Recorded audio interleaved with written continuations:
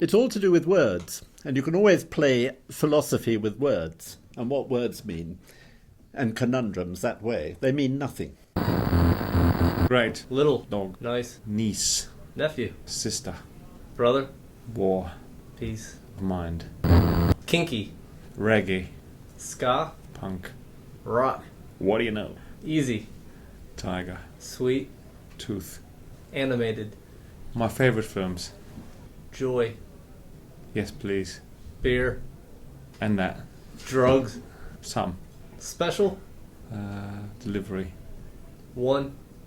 Of a kind. How did language originate? It was probably in the hunting field rather than with the women. I disagree. I suspect language, in fact, originated, amongst the women anyway. But undoubtedly, language has, in fact, got something to do with sexuality. In order to, in fact, estimate, what, in fact, people's general wit is, we have developed jokes, we've developed culture, we've developed singing. But above all, we've developed cooperation. And women, in fact, were the root of, in fact, the basis of cooperation. But that's a long, long, long way ago. In fact, I regard it as exactly the opposite. It was the actual communication while you were hunting that meant that language over a distance, the ability to understand other signs, was important. Not what happened in the cave. Quite the contrary. When you're hunting, you signal, because you don't wish to disturb the animals.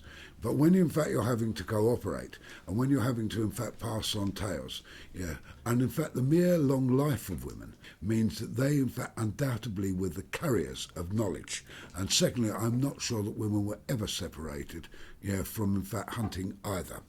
That's a male chauvinist mentality. No, I mean, that's absolutely fine. As far as I can see, though, you could never have had thought without language. And that's the real killer. That is rubbish.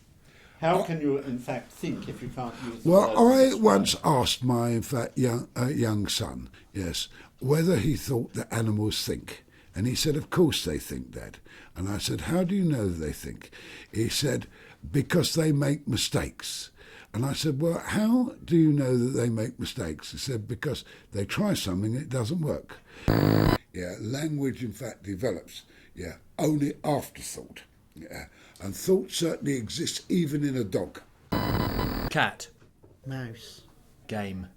Fun. You really think a cat and mouse game is fun? Cat and mouse is always fun because you're always hiding if you're the mouse. You're always seeking if you're the cat, and that's what life's all about. It's all a bit of dodging, diving, cat and mouse. Life's a game. Well, it is. Have you ever had one of those games where you're chased? It's all in the chase. It's all ducking and diving, looking for that opportunity. It's all cat and mouse. Yeah, not if you're at the bottom of some pit, waiting for some terrible end. Well, it is, because you see, even if you're at the bottom of some pit in some terrible end, there's always one level up that you could go, that you could aspire to. And you're always looking to see how you can get to that one level up. No, but that relies on the mouse beating the cat, and the mouse never beats the cat. But it does, David and Goliath. You shouldn't believe stories like that. Well, it isn't a story, David and Goliath. If you look at the football, you can see that you have these David and Goliath matches where you get something like Stoke playing Chelsea, and it's always framed as a David and Goliath battle. And you are always willing on the Stoke, and often they win. And if they win, it's great. Does that make you feel good? No, not really. If you go for the David against Goliath, you're always looking at sort of that person that's got the opportunity, that person that, it could be you. You could be looking, your job, your life, whatever. It could be you. You could win. David never wins the war. David may win the battle.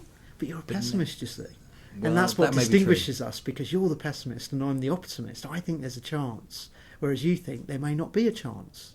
There's never a chance. See, that's the thing, and that's where I'm trying to persuade you that there is a chance. There's 1 in a million.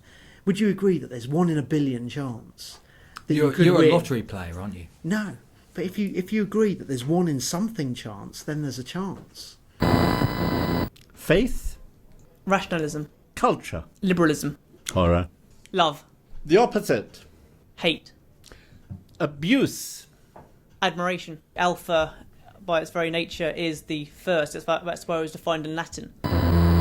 But alpha is an open sound. It's ah, whereas is a thing that children do with their mother. That's a fair point. Language originated with chimpanzees originally trying to make themselves understood, and we haven't got far beyond that as far as I'm concerned. Well, I don't know, because my colleague is in fact much closer to the chimpanzee than I am. Can you in would- fact waggle your ears? No, I can't, I'm afraid, sir, but can you? Okay, I do agree. Oh, We're you about do the agree. same distance. But I should say language, in fact, occurred because, in fact, women decided to, in fact, gang up against men. And in order to do so, they had to, in fact, develop their language. Now, everyone knows women speak much better than men, but it is, in fact, a method of plotting against us. One of the things about language the whole time has been this myth, this urban myth that women speak more. And it's not actually true. Women actually occasionally speak when men are speaking, but any time that they speak when men are speaking, men think that they're speaking more. 3 second rule. 3 second rule. It's always an operation. If it's something really tasty, 5 second rule. Well, being the scientist, as soon as it makes contact with another surface, it can pick up bacteria from that surface, and it basically depends on how resilient your immune system is as to how likely you are to acquire an infection from that brief attachment to the ground. Well, what doesn't kill you only makes you stronger. So, you know, you might as well risk it, because then you'll end up being a superhuman if you've eaten lots of things off the floor. That's the best way to cure the National Health Service of all its problems. Basically force people to once a week pick something off the floor, and therefore the weakest people would get an illness, die, and therefore we won't have to treat them any It will longer. also force people to clean their floors more often. That's a good idea. Debate is the forum of ideas.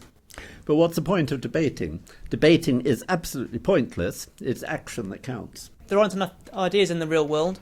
If we didn't have debate, if we stifled debate, we wouldn't generate ideas. If we didn't generate ideas, we wouldn't come up with solutions to the problems in the world. Can't understand.